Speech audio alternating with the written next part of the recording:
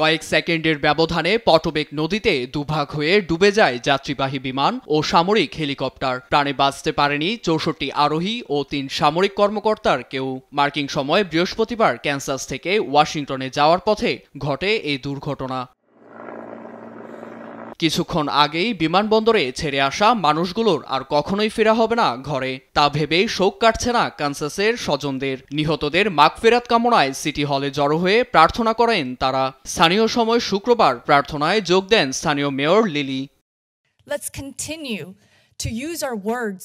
আমরা এখানে এক হয়ে জড়ো হয়েছি, যারা স্বজন হারিয়েছেন তাদের প্রতি সমবেদনা জানিয়ে বিদেহীদের জন্য প্রার্থনা করতে চাচ্ছি। Those of us who need that extra hand up.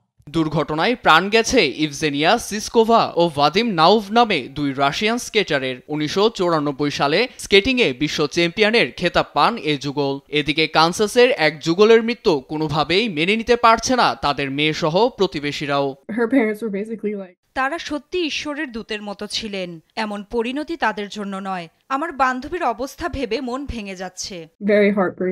ডুবুরির সাহায্যে বিমানটির ব্ল্যাক বক্স উদ্ধার করা হয়েছে বলে জানায় দ্য গার্ডিয়ান। তবে তদন্ত শেষে রিপোর্ট জমা দিতে 30 দিন সময় লাগবে বলে জানান এনটিএসবি কর্তৃপক্ষ। মার্কিন ট্রান্সপোর্ট সেক্রেটারির মতে ট্রাফিক কন্ট্রোলারদের কাজে ছিল না কোনো ত্রুটি।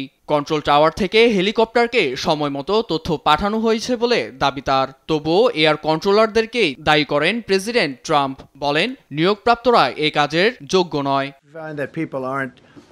নীরব দাস, নিউজ ডেস্ক, দেশ টিভি।